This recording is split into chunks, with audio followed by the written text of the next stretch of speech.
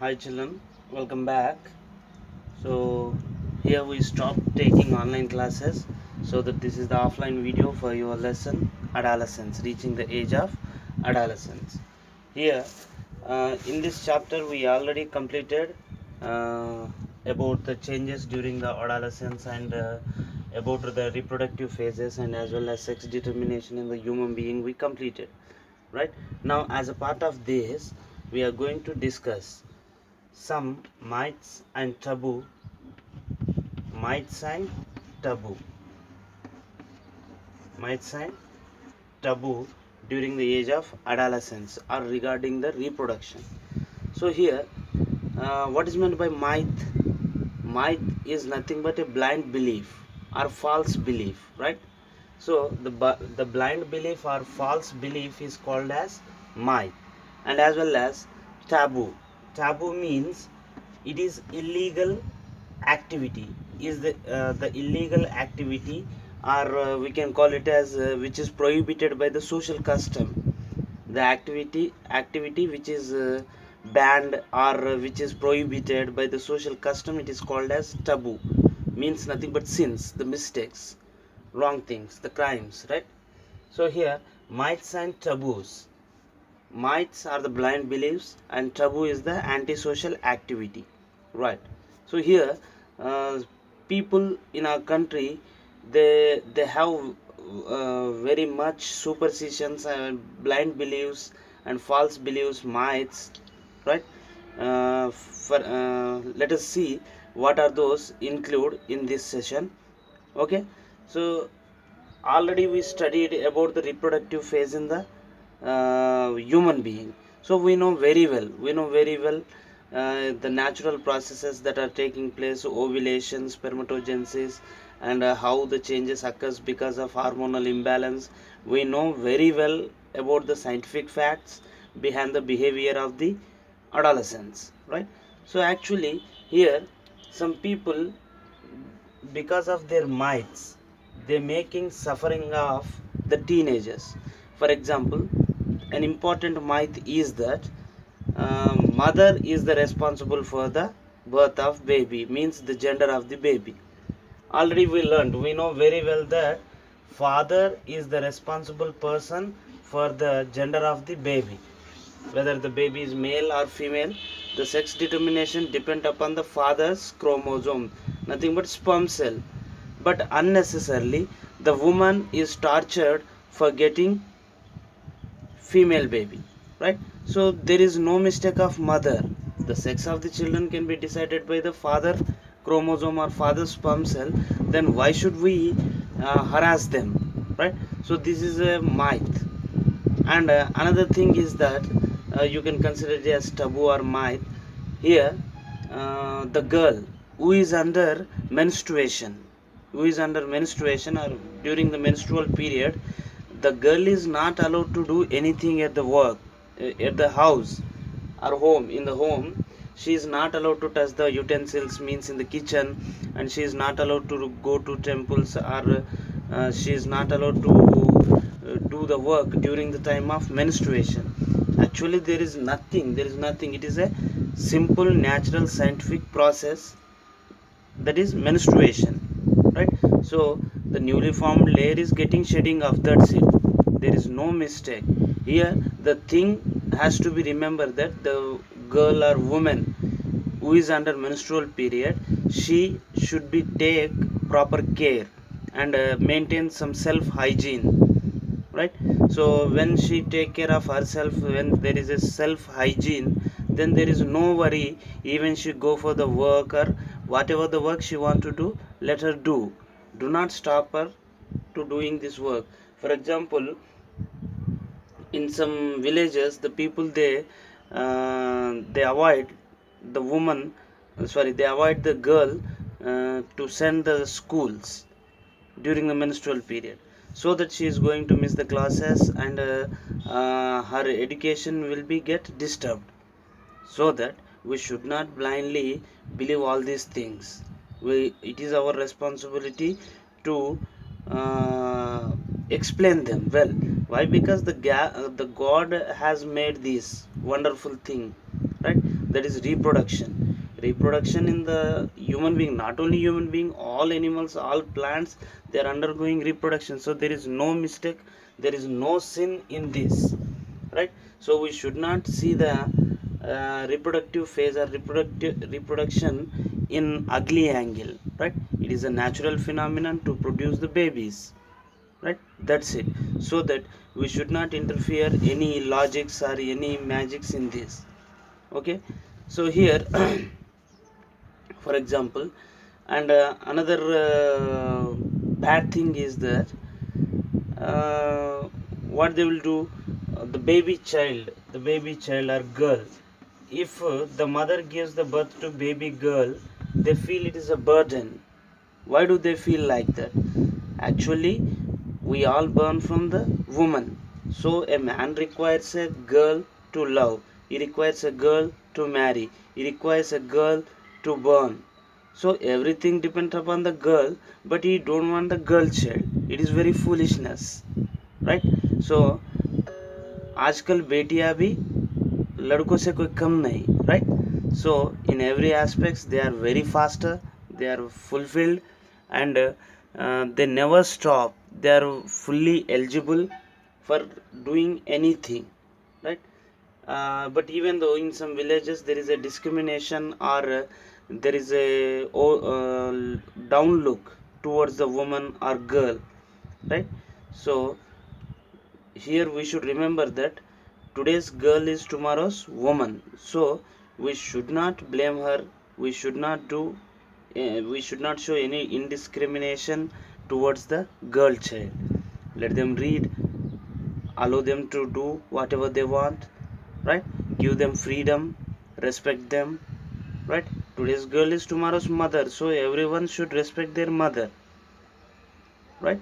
So definitely let them live, let them be happy, don't harass them, don't do the eve teasing, right? So respect a woman or a girl. We know that when we respect our mother, then only there will be a further future. So blaming a girl is equal to blaming a mother, upcoming mother, right? So we should not do those false things, right? And as well as adolescence and pregnancy, here it is one more thing to remember, that adolescence and pregnancy, we can call it as earlyhood marriage or childhood marriage. Childhood marriage, right? So childhood marriages in our country, this is one of the drawback, sorry, it is one of the what you call antisocial activity, that is child marriages. Actually our why do our in our country, we or any place, why do the people get married? It is a formal union of a male and female, of a man and woman, they together meet with the relation of marriage, right? And they become wife and husband, we call it as marriage. So here to get married, to get married, our Indian government, it declared that the age the girl's age should be over 18 years, and boy's age must be 21 years, right? So this is the matured age, or we call it as major. Now they are called majors, below this they are called minors. So minors should not be allowed to get married, whereas majors are allowed to get married. So this is the right age, a fixed age to get married, right? So the girl's age is decided as 18 and boy's age is decided as 21, right? So why they decided exactly 18, why they decided exactly 21? Because this is the age where their complete growth, or their complete body development, mental maturity and physical maturity, both of them they can get at the age of 18 for the girls, 21 for the boys. So before this, the minors, they don't know about the social things, whereas when they reach to the age of adolescence, after crossing it, they come to know about the society. So here nowadays, some people they allowed to do the minor marriages. So let us see what happens if they marry early. If they marry early, or what problems do you brought by the early marriages. Here the girl is going to suffer because of early motherhood. Let us see what are those problems created by the early marriages. Number one, if she become pregnant in the early age, say 16-year or 15-year old, if she become pregnant, then she mentally or physically, she is not at all prepared. She is not at all prepared for the motherhood activities, right? So mentally not at all developed, and physically not so fit to carry a baby in the womb, right? The body has to be developed, because during the pregnancy, uh, she has to carry a baby in the womb, means she should be fit enough, healthy enough to carry this. But if she get early pregnancy, then it is very difficult to carry the baby in the womb. Why? Because the mental and physical structures are not developed yet. So that early marriage causes very harm. Second one here, uh, early marriage or motherhood, it causes health problems to the mother and as well as child, because mother herself, she is not fit. How could she give the birth to the baby who is very fit, right? So this is the one thing. And third problem is that it causes a extreme suffering of the girl, as she not prepared to fulfill the responsibilities of motherhood involved in growth of baby. For example, for the growth of baby, a mother has to be do a lot of work. Many activities are there, means making the child to bath, and feeding the baby, and taking care of baby, how to develop the baby.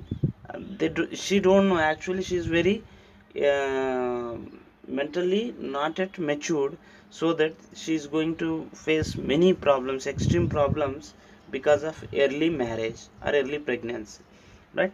So because of early marriage, uh, for example, she married at 15-year-old, then the remaining year she don't have the chance to study, or there is no chance for education, no more education is there. So that's why her educational life is getting stopped at the 15-year-old, right? So it is very bad thing. The girl child has to be read more and more, they should get the employment, they should get good job, they should uh, they should do the work in different branches, and they should prove themselves. So all these are aspects can be collapsed because of early marriages, right? So that we should not support this kind of social antisocial event. What is that? Early marriages. So we also call it as child marriage. So child marriages or early marriages are banned by the government of India. So if, however, uh, if you find these kind of activities in your locality, then immediately inform this to the surrounding police station, so that they come and they could stop the early marriages. Sometimes there may be without involvement of any decision of the girl, the parents are trying to get married. So that we should not support this illegal activity, right? So in the next session we are going to learn how the teenagers, they are getting um, they are entering into the false world, right? How they are spoiling their lives, we'll discuss in the next class. So I hope you understood today's session. We'll meet in the next class. Thank you.